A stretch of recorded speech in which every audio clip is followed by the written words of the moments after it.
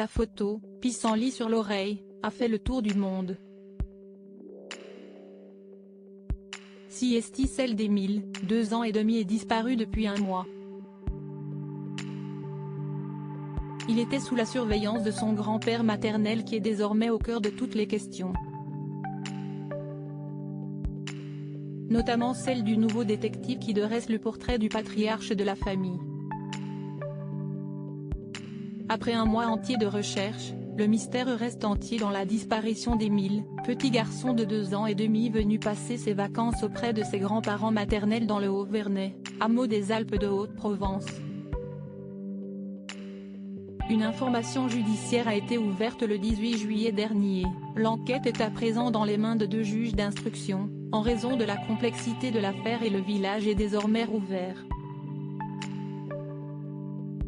En effet, faute d'indices probants, toutes les pistes sont envisagées et les rumeurs s'accumulent. Le nouveau détective s'est penché sur le petit village où se sont déroulés les faits obscurs et s'attarde notamment sur le profil du grand-père. Le samedi 8 juillet 2023, date de la disparition d'Émile, l'enfant est sous la surveillance de ses grands-parents maternels dans leur maison secondaire. Ses parents se trouvaient ce jour chez eux à la Bouilladisse dans les Bouches-du-Rhône avec leur autre enfant, Alaïs, 1 an. Le nouveau détective tente de reconstituer le récit de cet après-midi fatidique. Quand l'enfant qui aime suivre les papillons est introuvable, le grand-père ne semble pas paniquer. Il se serait plaint que son petit-fils soit dur à canaliser et aurait même ajouté, dans un excès de colère, que ça devait arriver. Des propos durs associés à un homme dont la rigueur semblait bien connue de tous. Ostéopathe et kinésithérapeute de 57 ans, le père de Marie, mère d'Émile, était le patriarche d'une famille très pieuse de 10 enfants. Une famille soudée ou clanique, selon les points de vue.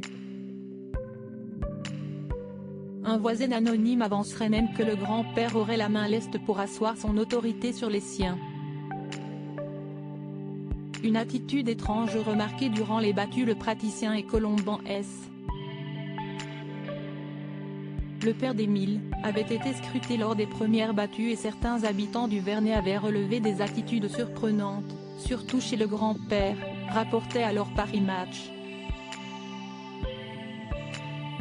Certains n'avaient ainsi pas compris l'attitude du père et du grand-père dès le premier soir, ils étaient vraiment nonchalants, l'ambiance était bizarre, le père fumait la pipe, ça m'a marqué, c'était comme si on ne recherchait pas un enfant vivant. De quoi alimenter les théories qui agitent la France entière, tandis que l'enquête minutieuse et entrée dans sa phase longue suit son cours.